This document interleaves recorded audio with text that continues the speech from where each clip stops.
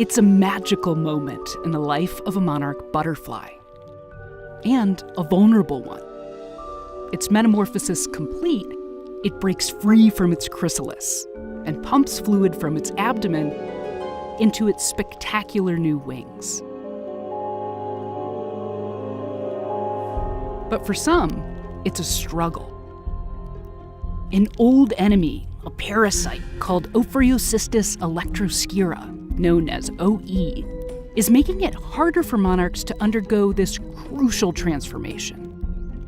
The infection causes sticky sores on the abdomen, trapping the butterfly inside its own chrysalis. And by trying to help monarchs, we humans might be making it worse. Each summer, monarchs make their homes in milkweed patches all over North America. When infected females lay their eggs on the plant, they unknowingly drop microscopic OE spores onto the eggs and surrounding leaves. A few days later, the next generation begins. The caterpillar goes to work, munching on the empty shell of its old egg. Then it's onto the milkweed. With each bite, the caterpillar downs more and more of these microscopic, football-shaped spores.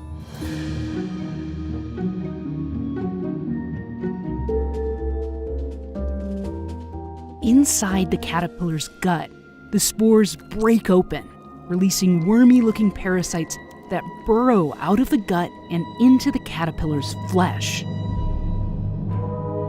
When the caterpillar transforms into a chrysalis, the parasite starts multiplying rapidly, stealing nutrients and taking up space where the monarch would normally grow skin and scales. When it's time to emerge, the weakened butterfly fights to free itself from the sticky chrysalis, attracting predators and exhausting itself. Some never escape. Others do, but with wings that are all crumpled and deformed, never fully extending, or just bent and uneven, making it harder to fly. Researchers at Emory University in Atlanta take samples of monarch scales to hunt for OE under the microscope. See all those tiny black specks wedged in between the monarch's scales? Those are OE spores. Unfortunately, this one's infected. But OE has been around for a long time. So what's making it such a big problem now? Well, monarchs have lost much of their summertime milkweed habitat to agriculture and development. Every stage of their life cycle is connected to this family of unassuming plants. At the end of summer, the local milkweed dies off, and the monarchs head south for the winter. When the plant dies back, it takes the OE down with it. That's good. But in an effort to help monarchs, some of us plant tropical milkweed in our gardens, with its showy yellow and red flowers. Tropical milkweed sticks around a lot later into the year than native milkweeds. That means more time for OE to build up on its leaves. And because the tropical kind doesn't die back with the rest of the milkweed, some monarchs don't get the signal to start migrating.